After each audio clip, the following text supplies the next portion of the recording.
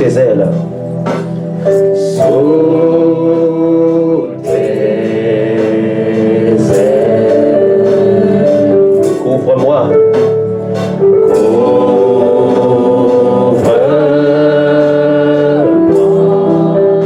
Par ta main puissante, par ta main puissante, abrite-moi encore une fois.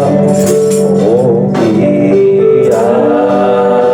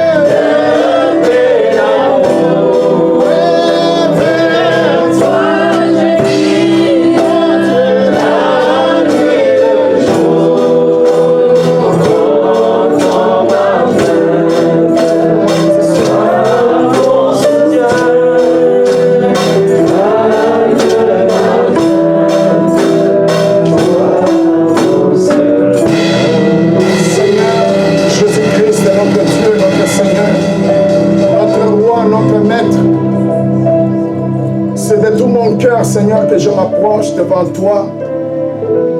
Oh Dieu, quand nous voyons un pays tout entier comme l'Italie être mis en quarantaine, Seigneur, et des milliers de personnes qui meurent dans le monde à cause juste d'un virus, Seigneur, dont l'homme lui-même, il a créé cela, mais cela l'a échappé et l'homme est incapable de récupérer cela, de contrôler cela. Dieu, tu as promis dans ta parole, Seigneur, que la manière dont tu frapperas l'Égypte, tu ne nous frapperas pas de cette manière.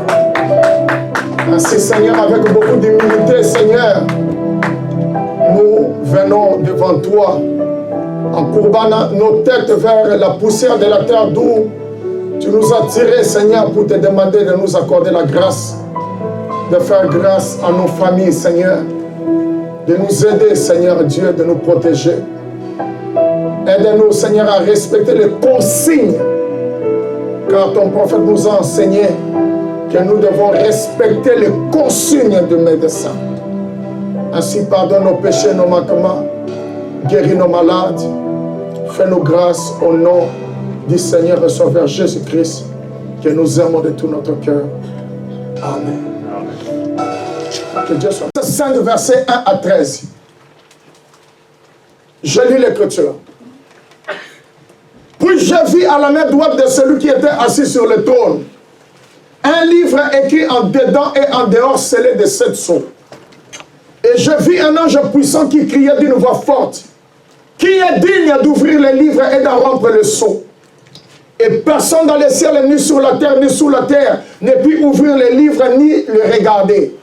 Et je pleurais beaucoup de ce que personne ne fut trouvé digne d'ouvrir le livre ni de le regarder. Et l'un des vieillards me dit: ne pleure point.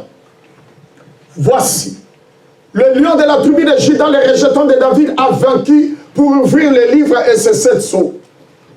Et je vis au milieu du trône et de 4 êtres vivants et au milieu des vieillards un agneau qui était là comme un immolé. Il avait 7 cornes et 7 yeux, qui sont les 7 esprits de Dieu envoyés par toute la terre. Il vint, prit le livre de la main droite de celui qui était assis sur le trône. Quand il eut pris le livre, les 4 êtres vivants et les 24 vieillards se prosternèrent devant l'agneau, tenant chacun une harpe et des coupes d'or remplies de parfums qui sont les prières des saints. Et ils chantaient un cantique nouveau en disant: tu es digne de prendre le livre et d'en ouvrir le sceau, car tu as été immolé et tu as racheté pour Dieu par ton sang des hommes de toute tribu, de toute langue, de tout peuple et de toute nation. Tu as fait d'eux un royaume de sacrificateurs pour notre Dieu, et ils régneront sur la terre. J'ai regardé, j'ai entendu la voix de beaucoup d'anges autour du trône et des êtres vivants et des vieillards, et leur nombre était des myriades, des milliers de milliers. Il disait d'une voix forte: l'agneau qui a été immolé est digne de recevoir la puissance, la richesse, la sagesse, la force, l'honneur, la gloire et la louange. Et toutes les créatures qui sont dans le ciel, sur la terre, sous la terre, sur la mer, et tous ceux qui se trouvent, je les entendis qui disaient à celui qui est assis sur le trône et à l'agneau, soit la louange, l'honneur, la gloire et la force au siècle des siècles. Et les 4 êtres vivants disaient Amen. Et les vieillards se prosternèrent et adorèrent. Vous pouvez vous asseoir pendant que je vais lire Genèse chapitre 3, versets 7 à 10. Pourquoi as-tu fait cela? La femme répondit: le serpent m'a séduite et j'en ai mangé. L'Éternel Dieu dit au serpent: puisque tu as fait cela, tu seras maudit entre tous les bétails, entre tous les animaux de champ. Tu marcheras sur ton ventre et tu mangeras de la poussière tous les jours de ta vie. Je mettrai inimitié. Ça, c'est la promesse de la rédemption. Je mettrai inimitié entre toi et la femme, entre ta postérité et sa postérité. Celle-ci te crassera la tête et tu lui blesseras les talons. Il dit à la femme: j'augmenterai la souffrance de tes grossesses, tu enfanteras avec douleur, et tes désirs se porteront vers ton mari, mais il dominera sur toi. Il dit à l'homme, puisque tu as écouté la voix de ta femme, et que tu as mangé de l'arbre au sujet duquel je t'avais donné cet ordre, tu n'en mangeras point, le sol sera maudit à cause de toi, c'est à force de peine que tu en tireras ta nourriture tous les jours de ta vie. Il te produira des épines et des ronces, et tu mangeras de l'herbe des champs. C'est à la sueur de ton visage que tu mangeras du pain, jusqu'à ce que tu retournes dans la terre d'où tu as été pris, car tu es poussière, et tu retourneras dans la poussière. Donc, comme nous venons de traverser la période du 28 février, dont nous avons parlé sur la nuée de gloire, nous allons partir avec cette même pensée et nous allons toucher le point de la rédemption. Aujourd'hui, je vais prendre comme sujet le jubilé de notre rédemption. Nous savons que le jubilé veut dire la réjouissance. Et la rédemption, c'est un retour à ce que nous étions au commencement. La rédemption en soi-même apporte toujours la réjouissance. Quand le message de la rédemption est annoncé, cela réjouit les personnes qui entendent ce message. Donc ça, c'est un point que nous allons prendre prochainement en insistant sur Apocalypse 5 ainsi que Jean. Maintenant, Frère Branham me dit, si le frère peut me projeter les citations, dans le message de la brèche de 1963, paragraphe 99, il lui dit ceci. Maintenant, quand Adam a péché, pour avoir écouté les raisonnements de sa femme, au lieu de s'en tenir à la parole de Dieu, je m'arrête un peu là. Adam a écouté les raisonnements. Et aujourd'hui, quand on parle de raisonnement, c'est-à-dire la personne, au lieu d'écouter ce que Dieu dit, il s'écoute lui-même. Et c'est ce qui se passe aujourd'hui. Il s'écoute lui-même au lieu d'écouter la parole de Dieu. Frère Branham me dit, Adam a péché pour avoir écouté les raisonnements. Donc le fait de ne pas écouter Dieu parler, de s'écouter soi-même, moi je fais ce que je fais, moi je peux faire ça, moi, ça a été appelé dans la Bible un péché. Frère Branham a dit, Adam a péché pour avoir écouté les raisonnements de sa femme au lieu de s'en tenir à la parole de Dieu. Voilà ce qui a péché Adam. Sa femme a raisonné avec Satan. Puis, sa femme a présenté les produits. C'est quoi les produits? Le raisonnement. C'est ce qui arrive. Vous êtes dehors, vous vous promenez, vous rencontrez quelqu'un, au lieu de parler en bien de patience, il lui dit, ah, tu connais pas patience. Ah, tu connais pas frère Jean. Ah, tu connais pas la sœur là, Nathalie. Tu connais pas son histoire. Tu connais pas la vie de frère Didier. Bon, je ne vais pas te le dire, hein, mais tu connais pas. Quand il fait ça, il veut vous emmener dans le raisonnement. Et le raisonnement vous poussera à chercher plus. Et lui maintenant, il va inventer une histoire. Et vous restez avec cette histoire, vous commencez à voir les frères Didier différemment de la manière dont vous aviez l'habitude de les voir. Et c'est ça qu'on appelle un péché. C'est-à-dire quelque chose qui vous pousse à réfléchir ou à raisonner d'une manière négative. Pas d'une manière de la parole, mais d'une mauvaise manière. Et Frère Branham continue, il dit, puis elle a présenté le produit à Adam, et Adam a abandonné la parole. Comment vous abandonnez la parole?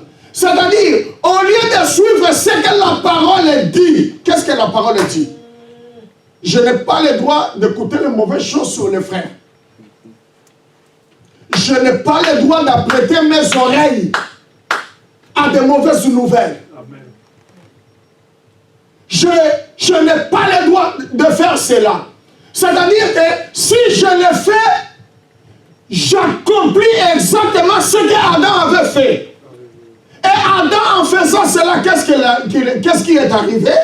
Elle a présenté le produit à Adam, et Adam a abandonné la parole de Dieu et a tout vendu. C'est-à-dire, on s'est fait vendre et vendre notre position, parce que Frère Branham a dit, à la minute où vous apprêtez votre oreille, vos oreilles pour écouter des cacans, des choses qui ne sont pas correctes, il dit c'est une preuve que vous n'êtes pas né dans le faux. À ce moment-là, vous êtes directement dans une mauvaise position. Dites amen, frères et sœurs. Frère Branham a dit, en faisant cela, Adam a tout vendu. Il a aussi perdu son héritage. Regardez le tout là. Il a perdu son héritage, paragraphe 100. Quand il a perdu la communion, c'est-à-dire en apprêtant vos oreilles aux ondes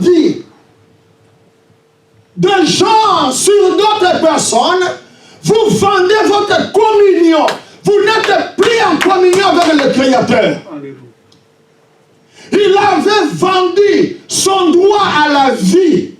Et quand il a perdu sa vie, perdre sa vie, est-ce que Adam était mort? Non. Ce n'était pas que la vie, que non, la personne, comme on est en train de respirer là, la communion avec Dieu. Il a perdu cette vie-là. La vie éternelle. Et Frère Branham va le dire ici, il a perdu la communion qu'il avait et son droit à la vie. Et quand il a perdu sa vie, il a aussi perdu son héritage dans la vie. Parce qu'il avait autorité complète et suprême sur la terre, il était Dieu de la terre, Dieu est le Dieu de l'univers partout. Mais son fils avait cette terre sous sa propre autorité. Il pouvait prononcer la parole, il pouvait donner des noms aux animaux. Tous les animaux, c'est Adam qui leur a donné le nom. Si vous lisez cela vous pouvez lire cela dans Genèse, je crois, 2, verset 19. La Bible dit, Dieu forma de la terre tous les animaux des champs et tous les oiseaux du ciel, et il les fit venir vers l'homme pour voir comment il les appellerait, afin que tout être vivant porte le nom que lui donnerait l'homme. Et Frère Branham continue et dit, il pouvait déclarer, il pouvait arrêter la nature, il pouvait faire tout ce qu'il voulait. Adam pouvait dire que la montagne qui est ici se transporte là-bas. Yes, sir.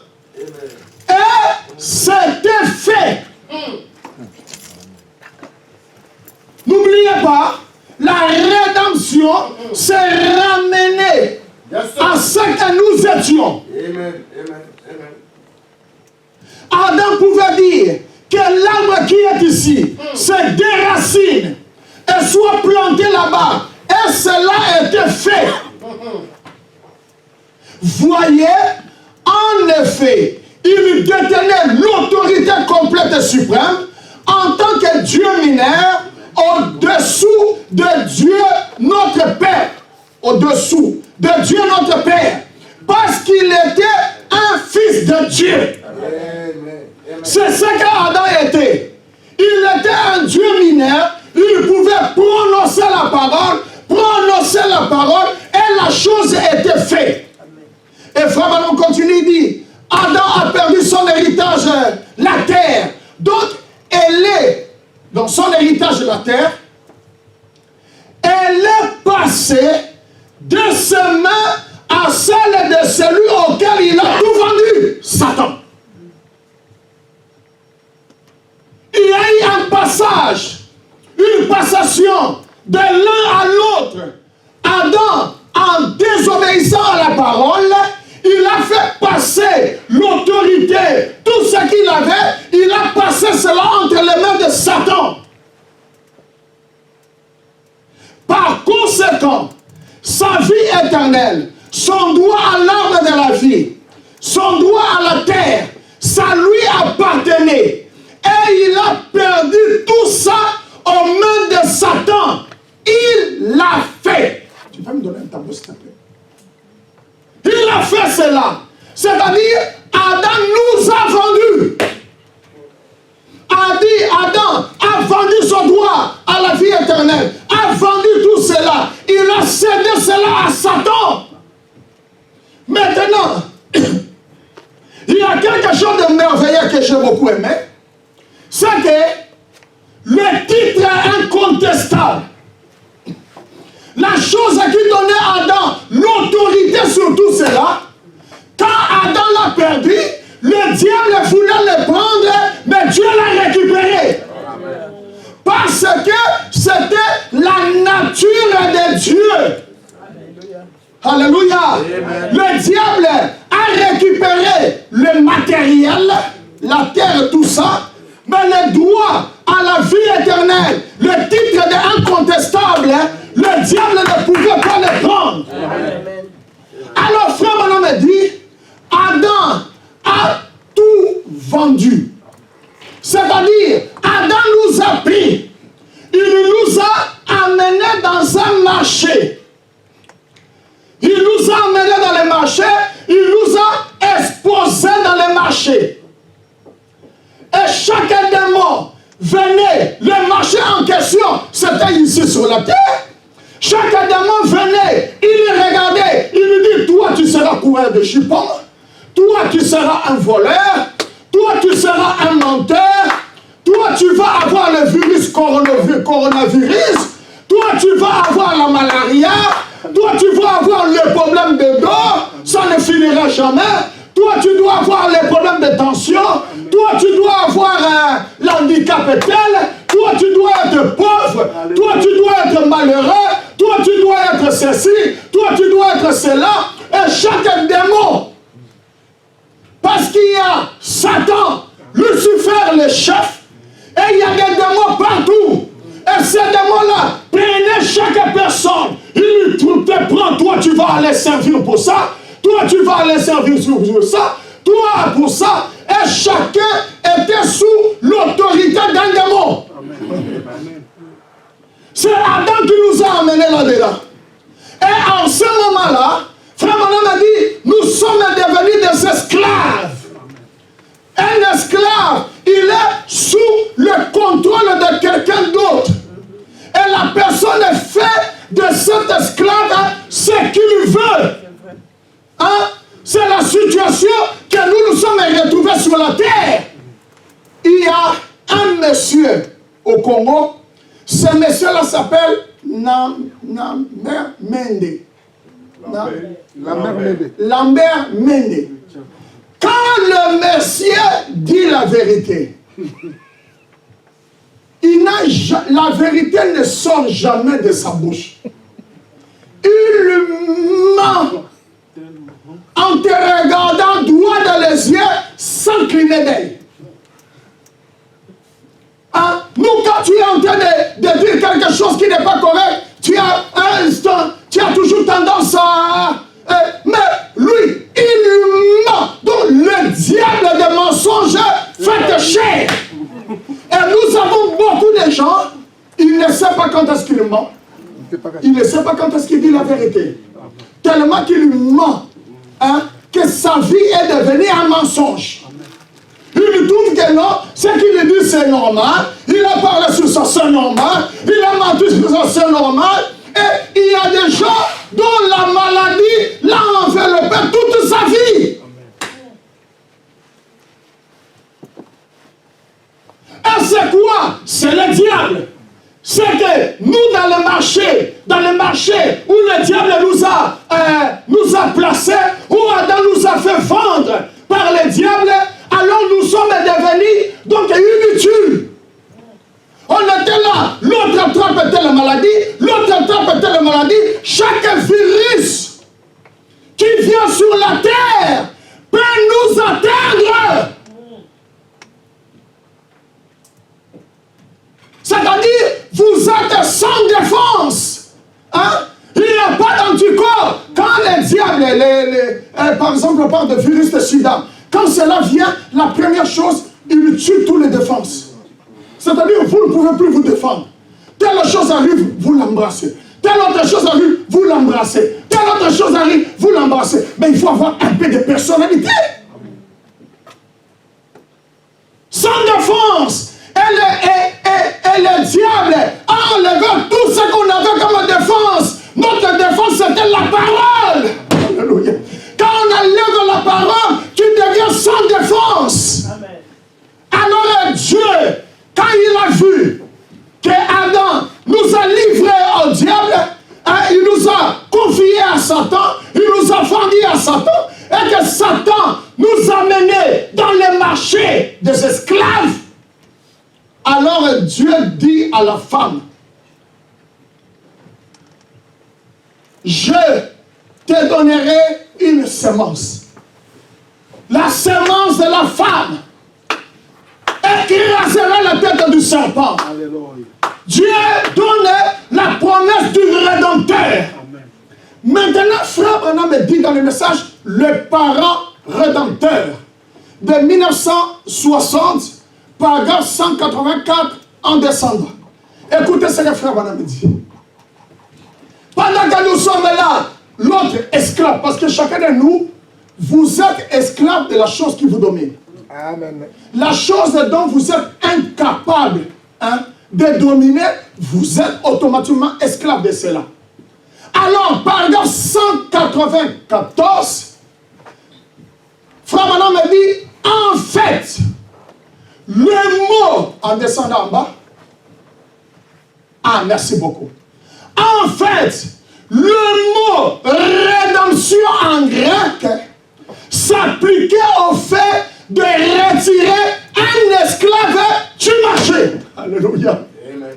Le mot esclave, alléluia, le mot rédemption s'appliquait au fait de retirer un esclave du marché.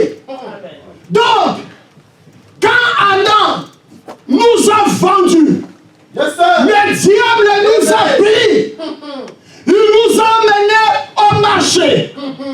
Dieu fait la promesse à la femme. Et nous savons que la femme n'a pas de semence.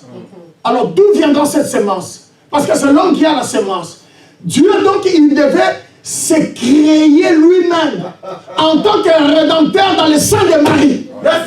Alléluia. C'est pour cela qu'il a dit à la femme, je viendrai vers toi. Tu y auras une semence. Elle veut dire, mais comment cela se fera-t-il? Dieu dit, vas-y. Alléluia. C'est pour cela que Marie a demandé, comment cela arrivera? Alors l'ange Gabriel lui a dit, t'inquiète pas, le Saint-Esprit te couvrira de son nom. Alléluia. Un paradoxe se fera et la chose viendra dans ton sein. Alors frère Branham, en fait, le mot rédemption en grec s'appliquait au fait de retirer un esclave du marché. Ouh là là.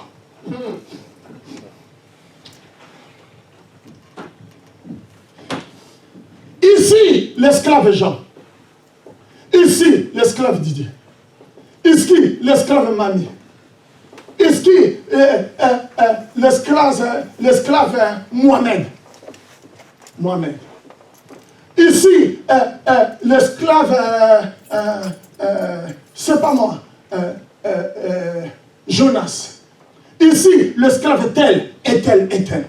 Maintenant, Dieu dit, la rédemption, c'est retirer.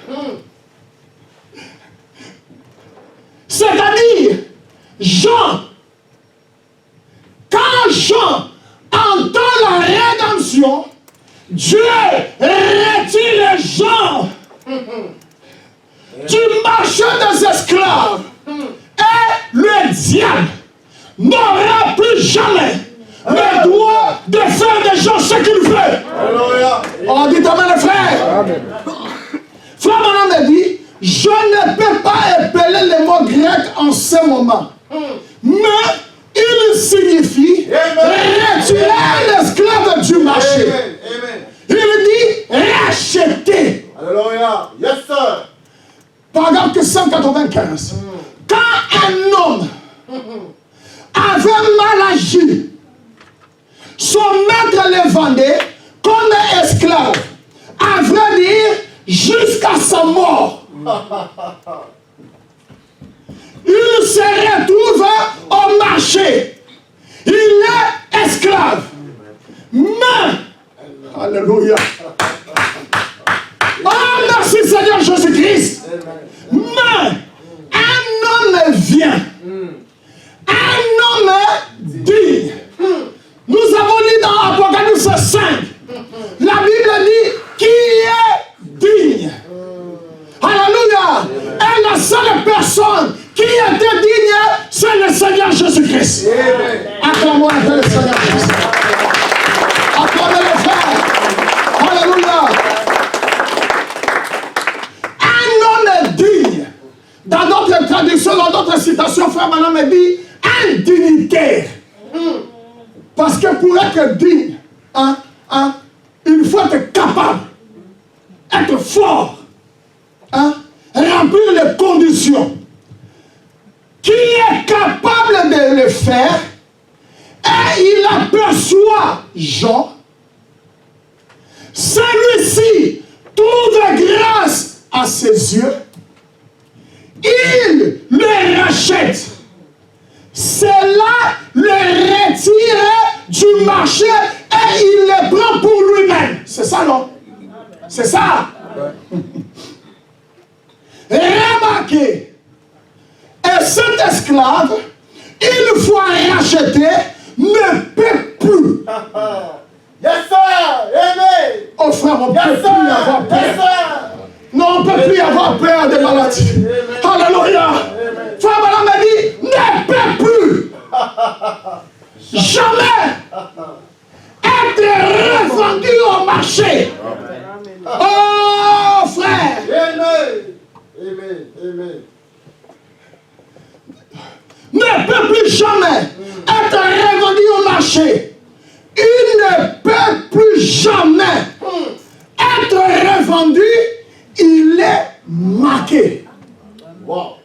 La Bible dit, nous sommes scellés jusqu'au jour de la rédemption. Jusqu'à la fin. Ce n'est pas qu'aujourd'hui tu es scellé, demain tu es décellé à cause de telle chose, non. Peu importe l'épidémie. Dites-moi les frères. Peu importe les microbes.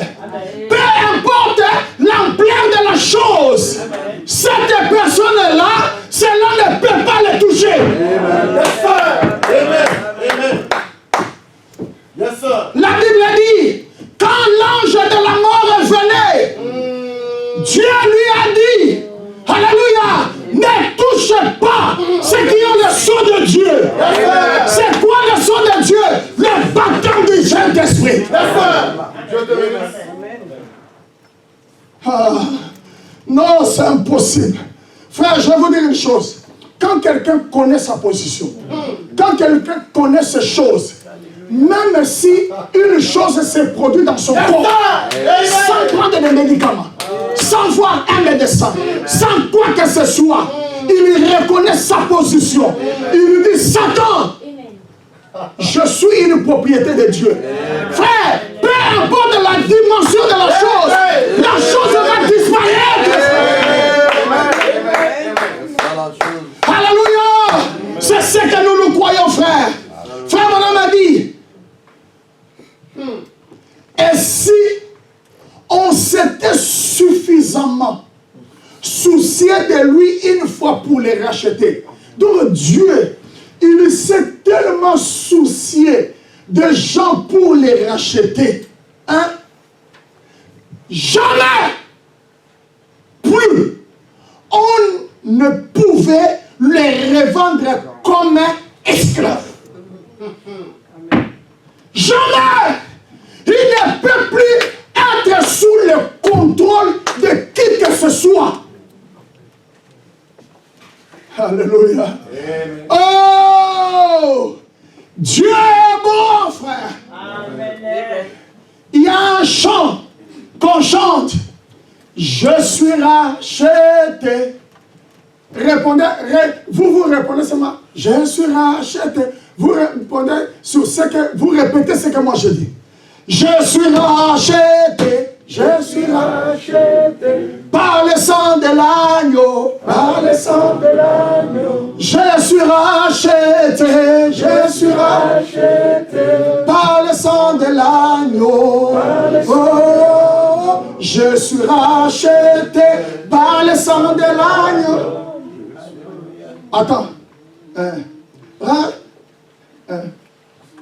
Tu peux parler de moi, tu peux parler de moi, comme tu le voudras, comme tu le voudras. Tu peux parler de moi, tu peux parler de moi, comme tu le voudras. Ah, tu peux parler de moi, comme tu le voudras. Mais moi, je parlerai de toi sur mes genoux. Alléluia. Mes péchés sont sous le sang. Merci Jésus. Alléluia.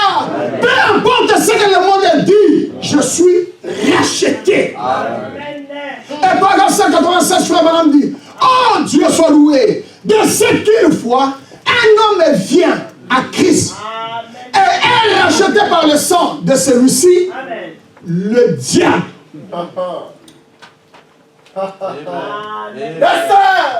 Non, on va lire cela tous ensemble. Allons-y. Oh, Dieu soit de ce qu'une fois qu'un homme vient à Christ et est racheté par son sang précieux, le diable ne peut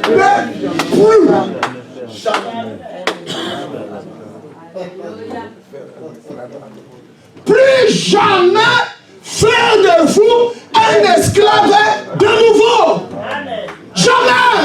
Amen. Jamais, jamais, jamais. Hein? Frère Branham a dit, vous êtes en sécurité dans le sang de Jésus-Christ jusqu'au jour de votre rédemption. Amen. Amen. Hein? Jusqu'au jour de votre rédemption. Fini. Le diable ne peut plus faire. Frère Madame a dit, il y a des gens qui disent, le diable m'a fait faire ceci. Le diable m'a fait faire cela. Il dit, pour que le diable arrive là où vous êtes, il doit passer par la justification, la sanctification, le baptême du Saint-Esprit, et quand il accomplit les trois choses, il devient votre frère, il ne peut plus rien vous faire. Ce qui est impossible. Amen. Alors il continue ici, il dit, l'esclave, une fois racheté, ne peut plus jamais être revendu comme esclave. C'est vrai. Oh, paragraphe 197. Je suis si content. Amen. Je suis si heureux. Amen. De savoir que notre parent rédempteur, amen, que le Dieu du ciel, amen, qui est esprit, soit venu sur la terre, amen, soit venu sur la terre, et se soit fait chair, a été rendu semblable à moi, a été rendu semblable à vous, et qu'il a pris la forme de la chair du péché, n'ayant pas connu le péché, pour que nos péchés reposent sur lui, et qu'il soit devenu un parent pour nous, et qu'il ait donné un témoignage public en mourant, en payant pleinement le prix. Alléluia. Notre fait? Il est descendu du ciel. Il est venu dans la chair. Alléluia. Tout cela, c'est dans quel but? C'est pour retirer Didier du marché des esclaves. Mohamed, il reste. Mohamed reste dans le marché des esclaves. Ah oui. Mais Jean quitte. Innocent quitte. Mamie Esther quitte. Patience quitte. Alléluia. Mais Mohamed reste. Mais pourquoi il reste? Écoutez-moi, frère. Frère, madame m'a dit dans le message Jésus-Christ le même hier, aujourd'hui, éternellement. Je vais d'abord lire ça, après on va voir pourquoi Mohamed doit rester là. Il ne peut pas être retiré. Mais pourquoi? D'abord, lisons cela. Jésus-Christ le même hier, aujourd'hui, éternellement, de 1961, paragraphe 17, juste en bas. Jésus a dit au Père, c'est accompli. Qu'est-ce qui est accompli? Tous les plans du salut, tout est accompli. Yes, sir. Amen. N'oubliez pas, nous avons étudié jour V total et jour V final. Alors il dit, tous les plans du salut, tout est accompli. Toutes les promesses que j'avais faites. Écoutez, le dépôt est effectué devant Dieu, que tous les péchés sont pardonnés. Les péchés présents, les péchés passés, les péchés à venir, tout est pardonné. Nous avons été retirés du marché. Dites amen, frère. Du marché des esclaves. Et tout a été racheté. Il a été blessé pour nos péchés, brisé pour nos iniquités. Le châtiment qui nous donne la paix est tombé sur lui. Et c'est par ce meurtrissure que nous avons été dans le passé guéris. Tout est accompli. C'est-à-dire, il nous a retirés du marché des esclaves. Racheter veut dire quoi? Retournons un peu ici. Racheter veut dire prendre la personne de ce qu'il est maintenant, esclave, et le ramener à ce qu'il était au commencement. Mohamed, la raison pour laquelle il ne peut pas être racheté, parce que dès le départ, Mohamed ne venait pas du ciel. Ne peut retourner au ciel que ceux qui, une fois, ils ont été là-bas. Alléluia. Si la personne n'était pas là au commencement, on ne parlera pas de la rédemption pour la personne. C'est pour cela que la rédemption est uniquement pour les gens qui venaient de là-bas. Maintenant, écoutez ce que Frère Branham va dire ici. Dans Qui est ce Melchisedec de 1965, paragraphe 116, il nous dit ceci. Dieu confirme cela. Cela a toujours été juste. Dieu confirme que c'est vrai. Cela montre clairement que celui qui est prédestiné est le seul à être considéré dans la rédemption. Avez-vous saisi? Laissez-moi répéter. Celui qui est prédestiné est le seul à être considéré dans la rédemption. Amen. Les gens peuvent agir comme s'ils l'étaient ou pensaient qu'ils le sont, mais la véritable rédemption est pour ceux qui sont prédestinés. Amen. Parce que le mot même racheter signifie ramener. Amen. Racheter, c'est quelque chose, 3 points. Racheter quoi que ce soit, c'est le ramener à sa place originale. Amen. Alléluia. Amen. Donc, seuls les prédestinés sont ramenés parce que Mohamed ne venait pas de là.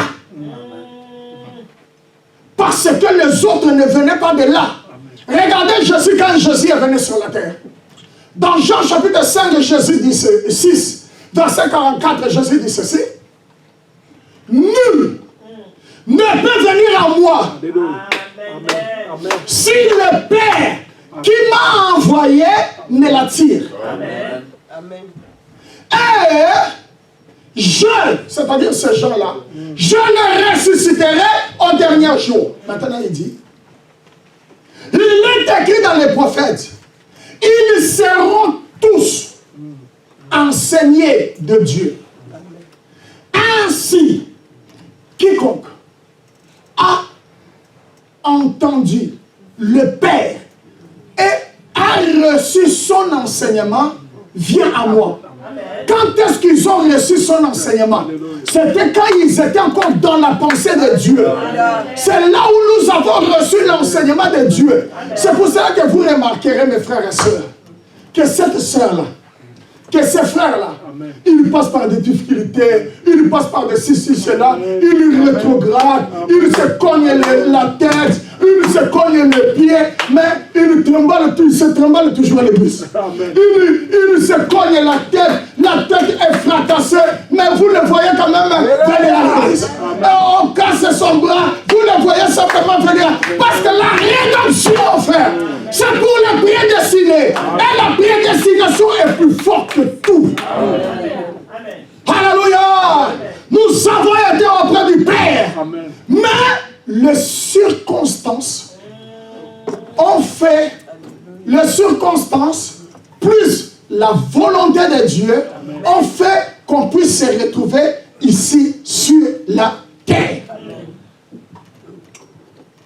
Et le diable, qui était le rebelle là-bas au ciel, est descendu et a fait de nous des esclaves parce que Adam nous avons vendu.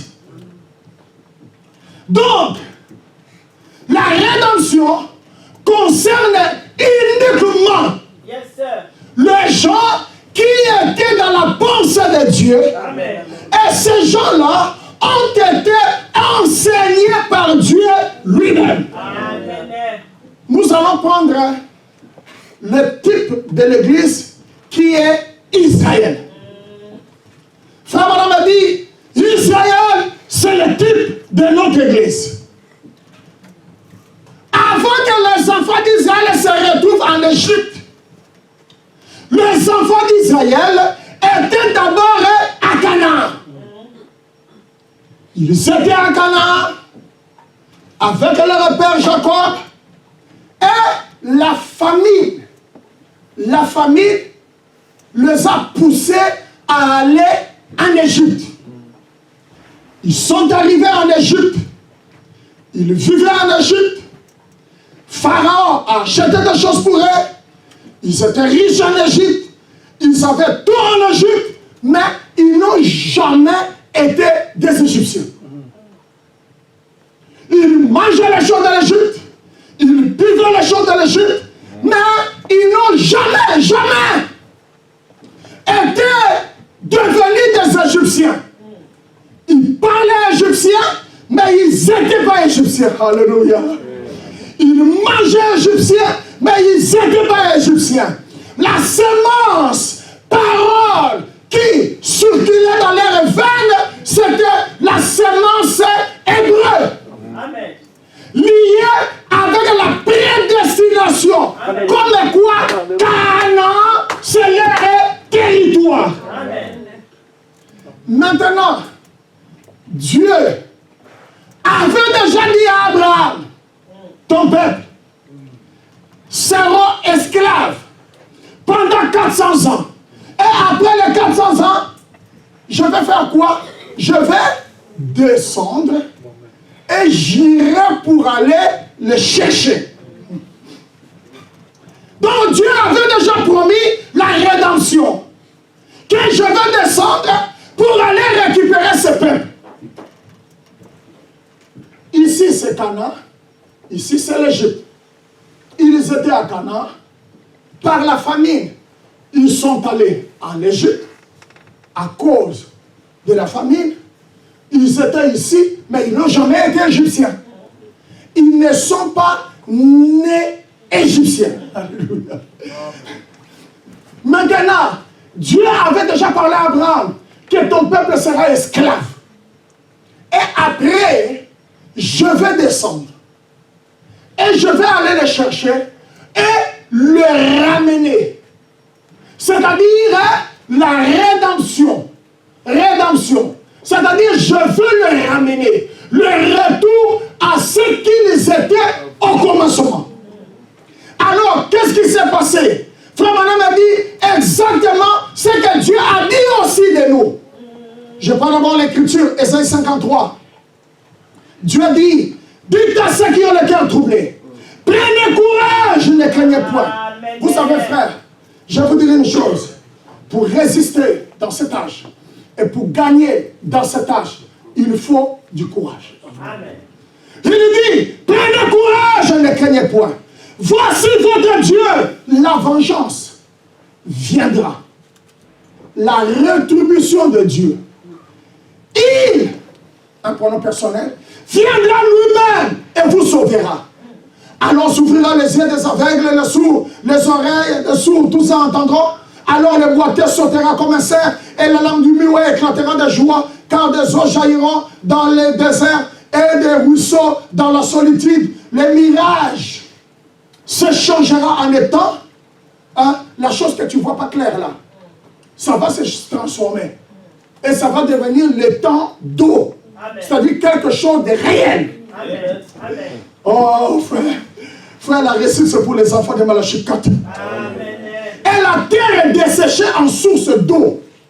Dans les repères qui servaient de jute aux chacals, croîtons des roseaux et des joncs. Il y aura là un chemin frayé, une route qu'on appellera la voie sainte. Nul impur n'y passera. Elle sera pour eux seuls. Ceux qui la suivront, même les insensés, ne pourront s'égarer. Sur cette route, point de lion, nulle bête féroce ne les prendra. Nul ne s'y rencontrera. Le délivrés, ils marcheront. Les rachetés de l'Éternel retourneront. Ils iront à Sion avec des chants de triomphe. Et une joie éternelle couronnera leur tête. L'allégresse et la joie s'approcheront. La douleur et le gémissement s'enfuiront. Dieu fait cette promesse-là. Il dit que en ce temps-là, quand lui-même descendra, voilà, il y aura ça, voilà, il y aura ça, voilà. Vous allez voir clair.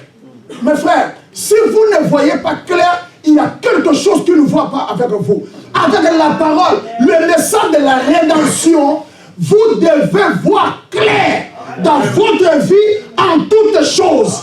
Alléluia. Maintenant, le prophète Abraham dit dans le message conflit entre Dieu et Satan en 1962, paragraphe 14. Il dit, et puis, je pensais à ceci.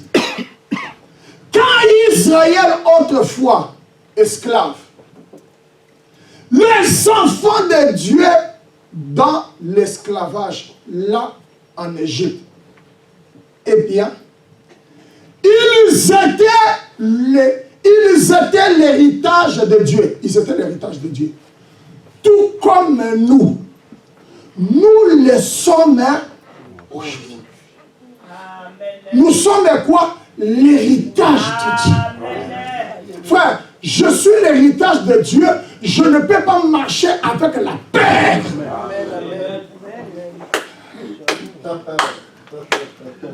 Jamais.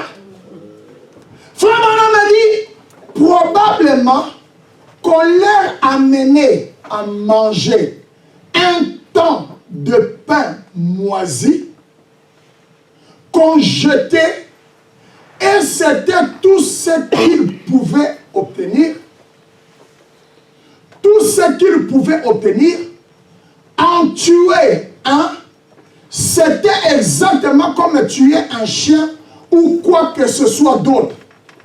Et ils attendaient impatiemment une délivrance pour sortir de là, ils avaient passé 400 ans attendant la promesse. Quand est-ce que le libérateur viendra? Quand est-ce que le libérateur viendra? Frère, madame dit parce que Dieu avait promis par Abraham. Hein? Dieu avait promis par Abraham. Et comme nous avons défini, la rédemption, c'est retirer l'esclave du marché. Alors, la première chose, pour arriver vers la fin, qui montre la rédemption, c'est Dieu qui descend. Si Dieu ne descend pas, il n'y aura pas de rédemption.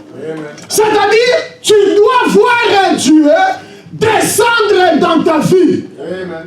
Oh, dites amen, frère. Amen. Si Dieu ne descend pas, il n'y aura pas de rédemption. C'est Dieu lui-même qui doit descendre. Parce que la rédemption, ce n'est pas l'affaire d'un homme. La rédemption, c'est Dieu qui le fait. Yes, sir. Maintenant, comme nous avons parlé la fois passée, que signifie descendre? Quand on dit Dieu est descendu, Dieu est descendu dans ma vie. Que signifie descendre? Nous avons vu dans Dieu dévoilé, paragraphe 53, Frère Branham dit le Enmorphé, ce qui veut dire s'est transformé, il est descendu. Alors, je vais lire ça pour arriver à quelque chose. Or, le mot grec, ça veut dire c'est quelque chose qu'on ne pouvait pas voir. C'est-à-dire, tu ne voyais pas Dieu. Quand tu ne vois pas Dieu, parce que ton attitude n'est pas correcte. Quand ton attitude est correcte, tu dois voir Dieu dans toutes choses. Même au plus profond des difficultés, tu trouveras Dieu. Mais si tu ne vois pas Dieu, c'est que ton attitude n'est pas correcte. Parce que Frère Branham a dit, descendre, c'est quoi? C'est Enmorphé, c'est transformé. Hein? Il dit, c'est quelque chose qu'on ne pouvait pas voir. Tu ne voyais pas Dieu. Mais qui était pourtant là? Amen. Et qu'ensuite, ça se transforme et l'œil peut le saisir. C'est ça qu'on appelle Dieu est descendu. Quand Dieu descend dans ta vie, c'est-à-dire tu réalises sa présence. C'est-à-dire tu sors du sommeil. Et quand tu réalises sa présence, la paix disparaît. Alléluia. La rédemption d'Israël, Dieu est descendu. Quand il est descendu, il a trouvé un prophète fugitif. Dieu regarde le prophète fugitif. Il lui dit, je suis descendu, je dois aller en Égypte, mais j'ai besoin de ton corps. J'ai besoin de t'utiliser. J'ai besoin de toi. Mais quel est le but? Pour terminer, quel est le but? C'est retirer de l'esclavagisme. Retirer du marché de l'esclave. Frère, Dieu nous a retirés. Frère, nous ne sommes plus esclaves. Frère, je ne suis plus esclave. Laissez-moi souligner quelque chose. Frère Branham a dit, pour la rédemption, quand Dieu est descendu, il a trouvé Moïse. Il a parlé avec Moïse. Il a associé Moïse à son œuvre. Et il a dit à Moïse, Moïse, va faire des miracles afin que le peuple réalise que je suis bel et bien descendu. Parce que les enfants d'Israël ne voulaient pas croire, ne pouvaient pas croire. Le fait de rester longtemps dans les ténèbres, vous êtes là simplement en train de regarder. Vous dites, oh là là, moi j'ai déjà perdu espoir. Alors Dieu dit, va faire quelque chose de surnaturel. Alors la même chose, Dieu l'a fait avec William Marion Branham. Frère Branham a dit dans l'exposé de cet âge, il me dit ceci, page 325, on avait lu ça l'autre fois, je prends juste en bas, paragraphe 326-1, exposé de cet âge de l'église, l'âge de l'église de Laodicée, page 325, il dit, ce prophète de Malachi 4, il ne sera pas populaire. Mais néanmoins, Dieu le confirmera. Amen. Comme que Jésus a authentifié Jean, et comme le Saint-Esprit a authentifié Jésus, nous pouvons bien nous attendre à ce que cet homme soit tout autant authentifié par l'Esprit agissant dans sa vie. Par des actes puissants, indiscutables, et qu'on ne trouvera nulle part ailleurs. Oh non, moi j'ai un pasteur là-bas au Congo qui fait fondre. C'est un menteur. Oh non, moi j'ai un pasteur aux États-Unis. C'est un menteur. Indiscutable. Qu'on trouvera nulle part ailleurs. Yes, sir. Amen. Amen. Et Jésus lui-même, en revenant pour la rédemption, il faut que Dieu descende. Yes, sir. Si Dieu ne descend pas, il n'y aura pas de solution. Oui, monsieur. Pour ton problème, il faut que Dieu descende. Dieu te bénisse. Yes, Vous ne sir. voulez pas que Dieu descende pour la rédemption. Il dit, à Jésus lui-même, en revenant, l'authentifiera comme il a authentifié Jean. Jean a témoigné de la vérité de Jésus à son époque. Et de même, cet homme comme Jean témoignera de la vérité de Jésus à son époque à lui. Écoutez. Et le retour même de Christ prouvera que Moïse est bel et bien le messager de la rédemption. Dieu te bénisse. Amen. Que cet homme était bien le précurseur de sa seconde venue. Yes, sir. Ceci Et la preuve. est la preuve finale. Il est vraiment le prophète de Malachie 4. Car la fin de la période des nations sera l'apparition de Jésus-Christ. Yes, sir. Amen. Jésus-Christ, hein, lui-même. On n'a pas dit son oncle, sa tante, non. son papa Lévi. Non. Mais Jésus-Christ, hein, lui-même. Mais pourquoi fait-il cela? C'est dans un seul but. Nous retirer. Amen. Frère, Amen. bien-aimé, Amen. je ne sais pas qu'est-ce que vous pensez. Je ne sais pas à quoi vous pensez. Mais j'ai quelque chose à vous dire. Je ne suis pas esclave de quelqu'un. Yes, sir. Je ne suis pas esclave du diable. Je ne peux pas me retrouver dans une situation où on me contraint de faire ça. Hein? Je ne pouvais pas, je n'arrivais pas. Ça m'avait dépassé et puis je l'ai fait. Ça ne peut plus m'arriver. Amen. Amen. Frère, ça ne peut pas t'arriver, frère. Oh non, mais comment tu es arrivé à ça? Mais non, je n'arrivais pas. Et je suis dépassé. Rien ne peut te dépasser. Hein? Frère Branham, on pose la question à son fils. Quel est le grand miracle que tu as vu dans la vie de ton père? Il a dit, le plus grand miracle, c'est que rien arrivait à surpasser la tête de mon père. Mon père avait la maîtrise de toutes les circonstances, toutes les situations. Et nous avons parlé des circonstances de la vie. Les circonstances de la vie, c'est-à-dire que c'est des imprévus de la vie. Hein? J'étais en train de marcher, je ne savais pas, je pensais à autre chose. J'avais déjà dressé ma vie quand je vais faire mes études. Je finis, j'aurai un travail. Je finis, j'aurai une femme. Je finis, j'aurai 4 enfants. Je finis, j'aurai ceci, je m'achèterai ça. Je finis, j'aurai ça. Je finis, j'aurai ça. Je finis, j'aurai ça. Je finis, j'aurai ça. Maintenant, quand je commence à marcher, les circonstances, les imprévus de la vie, fait que ici, le médecin m'attrape avec une maladie qui m'empêche d'obtenir ça, d'obtenir ça, et d'obtenir ça, et d'obtenir ça. Ça, on appelle ça circonstance de la vie, l'imprévu.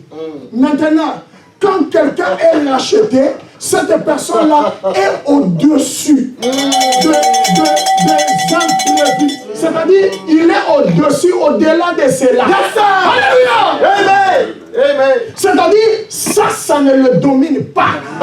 Oui, monsieur. Peu importe ce que le diable montre comme cadeau que tu n'auras plus ça. Tu n'auras plus ça. Lui maintenant, il commence à regarder avec les yeux de l'esprit. Yes, sir. Il regarde à l'invisible. Yes, sir. Alléluia. Amen. Et automatiquement, appelant des choses qui ne sont pas comme si elles étaient déjà. Alléluia. Oh frère. Amen. Ça change tout, frère. Yes. Vous savez, hein, la plupart des gens, des fois, ils restent comme ça, ils pensent à autre chose. Hein, ils pensent à autre chose, ils pensent à autre chose. Et puis, il est tellement entré dans la parole hein, qu'il a oublié son handicap. Amen. Amen. Quand on lui dit, on dit, lève-vous, adorez le Seigneur. Il se lève, il commence à adorer. Et après avoir fait 1, 2 pas, il dit, oh, mais le douleur que j'avais ici, il est où? Oh, mais le problème de pied que j'avais, il est où? Oh, mais le problème de dos que j'avais, il est où? Yes, sir. Alléluia! Alléluia! Frère, la rédemption dont nous sommes en train d'étudier, c'est une seule chose, me retirer du marché des esclaves. Amen. C'est-à-dire, comme je suis ici, si je fais quelque chose, c'est moi et moi seul qui a décidé de le faire. Ah oui. Hein? Je mets ma main comme ça, j'ai décidé de mettre ma main comme ça. Je mets ça, j'ai décidé de le faire. Alléluia. Ce n'est pas quelqu'un d'autre qui vient me contrôler. Non, Dieu nous a complètement et totalement libérés. Frère Madame dit, un salut complet. Hein? Quand c'est complet, c'est-à-dire c'est complet. Et Frère Madame disait dans ses prières, il dit, Satan, Jésus a payé le prix complet. Et il disait des fois, si Dieu te doit quelque chose, alors tu as intérêt à rester. Yes, sir. Si Amen. je dois quelque chose à Caleb, automatiquement, chaque fois que je le verrai, hein, ça me reviendra, même si je fais semblant, comme on a l'habitude de le faire. Mais ça. Mais si je lui dois rien, pourquoi je veux avoir peur de lui? Pourquoi je veux me gêner de se présenter devant lui? Pourquoi je dois marcher en se posant des questions? Peut-être que... Non, je ne me poserai plus de questions. Pourquoi? Parce que je suis racheté. Yes, sir. Yes, sir. Frère, j'ai fini. Je vais vous montrer que nous n'avons plus le même corps que les païens. Ah. Premier corps. Corps de péché. Corps de péché. Deuxième corps. Non, je recommence. Nous avons d'abord corps théophanie. Théophanie, corps esprit, parce qu'on vient de ce corps-là. Ensuite, on est venu dans la chair, corps de chair, de péché. Ensuite, Corps de gloire. après cela, on va avoir le corps glorifié, c'est-à-dire le mélange entre et le corps de chair. Amen. Le deux fait cette corps-là. Amen. Maintenant, vous êtes d'accord avec moi? De toute façon, c'est ça. Maintenant, ici dans le corps de chair, il y a deux types. Il y a le corps de chair soumis au diable, esclave, et le corps de chair racheté. Tous le même corps, le même yeux, le même nez, les mêmes yeux, mais lui, il est soumis à Satan. Satan lui fait faire des choses qu'il veut, mais l'autre est soumis à Dieu. Lui ne peut pas diriger, celui qui dirige ici, ne peut pas diriger ici, parce que celui-là est couvert du sang de Jésus-Christ. Amen. Il est né de nouveau, il est à l'intérieur. Hein? Et celui-là, il est à l'extérieur. Et pourtant, nous mangeons les mêmes choses. On boit de l'eau, on fait tout presque pareil. Mais, lui, c'est un corps de péché. Péché, péché. Il pense péché, il dort péché, il mange péché, il fait tout ça. Mais ce corps-ci, racheté, mon corps, notre corps à nous est racheté. C'est-à-dire changé. Hein? Nous sommes en processus de changement total. C'est-à-dire, comme je disais cette femme noire, je ne suis plus ce que j'étais, je ne suis pas encore ce que je devais être, mais une chose qui est vraie, je ne suis plus. Je ne suis plus ce que j'étais. C'est-à-dire, Dieu nous a retirés. Hein? Nous sommes obligés de croire ça. Nous devons, ça doit faire partie de notre vie. Ça doit devenir nous. C'est-à-dire que moi, comme je suis ici, je suis racheté. C'est-à-dire que la manière dont, hein, pour les gens qui viennent d'Afrique, hein, la manière dont le sorcier peut entrer dans la maison de votre oncle, se promener, faire de la balade, réveiller les enfants, commencer à embêter les gens à la maison, ce n'est pas de cette manière qu'il va entrer chez moi. Il ne peut pas. Yes, sir. Et il va venir faire quoi? J'ai rien de lui chez moi. Alléluia. Donc, je suis à gauche. Hein, là où Dieu avait interdit à la mort entière, frère. Interdit. Là où Dieu a dit, même la chevelure de votre tête ne peut jamais tomber sans que je l'ai permis. C'est là où nous sommes, mes frères. Je ne suis pas esclave. Lèvons-nous. Oh, frère, vous ne pouvez me dominer. Même les patrons au travail, hein, je les respecte, mais ils ne peuvent pas me dominer. Hein. Dominer, c'est-à-dire faire de moi ce qu'il veut. Hein. Moi, je vois au travail, hein, lèvons-nous pour prier. Moi, je vois au travail, des fois, on te dit, allez, hein, cache ce truc-là. Nous, on a volé des ordinateurs, toi aussi vole l'ordinateur. On a volé des magnétoscopes, toi aussi vole les magnétoscopes. On parle de la nudité des femmes, toi aussi parle de ça. Hein, on rigole sur des bêtises, toi aussi rigole. On fait ceci. Mais non! On n'est pas pareil! Hein, on est différents, frère! Notre façon de vivre, dans nos maisons, avec nos femmes, nos enfants, notre comportement, notre témoignage, c'est différent. Différent, je suis plus ce que j'étais. C'est différent. Je parle d'une manière différente. J'agis et je pose des actes différents. Pourquoi? Parce que mon corps est racheté. Hein? Tu n'es plus obligé de vivre dans la sueur, dans les péchés, dans les mensonges, dans les vols, dans la peur de coronavirus. Tu ne peux pas avoir peur. Hein? Tu sais que ton Rédempteur vit. Tu sais que ton Dieu ne te laissera. Tu sais que Dieu sera toujours avec toi. Tu sais qu'il est le Rédempteur de ta vie. Alléluia.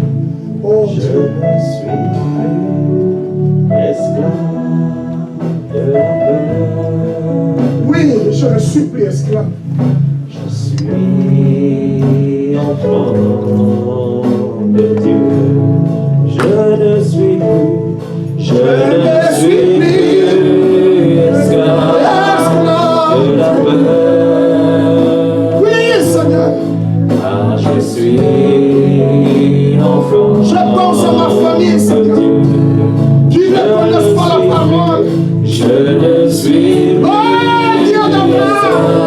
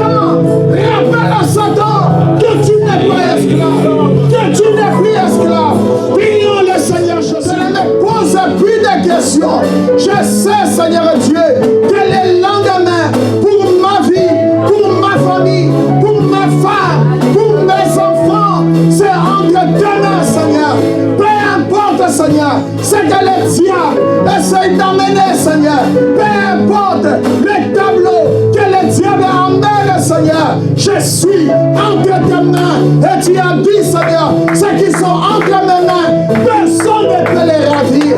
Personne ne peut les ravir. Personne ne peut les prendre. Je m'abandonne, je me consacre, je me donne à toi. Je voulais te dire une chose. Je t'aime, Seigneur. Oh, je t'aime, mon Dieu. Père, je t'aime de tout mon cœur, Seigneur. À quoi bon, oh Dieu, verser les larmes si je sais que mon Rédempteur est vivant? À quoi bon avoir la paix si je sais que celui qui a le futur est le Seigneur Jésus-Christ? Oh Dieu, je voulais te dire merci. Merci pour cette assurance. Ce n'est que la grâce. Peu importe, le monde a peur. Mais Seigneur, pour nous, tu as dit voici, relevez votre tête. Quand ces choses commenceront à arriver, relevez votre tête, car votre rédemption est proche. Je prie pour cette église. Je prie pour mes frères et mes sœurs. Je prie, Seigneur, oh Dieu, Père, je vis, la plupart ils ne sont pas encore là.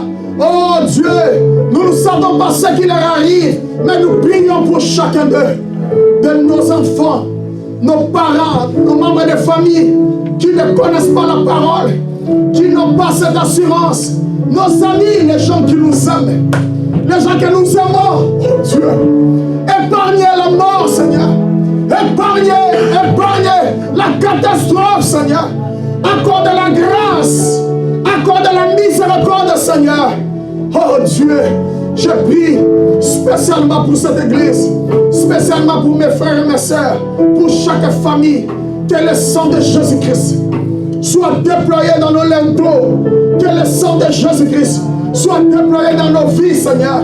Que nous, les hommes, les chefs de foyer, que nous devenons intelligents, que nous devenons sages, afin d'éloigner des pressions, loin de nos maisons, loin de nos familles, Seigneur. Que nous puissions amener la paix dans nos maisons, afin de laisser le Saint-Esprit circuler librement dans nos maisons, dans les cœurs de nos épouses, Seigneur, dans nos familles, dans nos enfants, Seigneur. Autour de nous, Seigneur Dieu, que le Saint-Esprit de Dieu circule librement, afin de nous protéger, afin, Seigneur Dieu, de nous arracher de la mort. Alléluia. Oh, nous t'aimons, Seigneur. Merci beaucoup. Merci. Merci, Seigneur.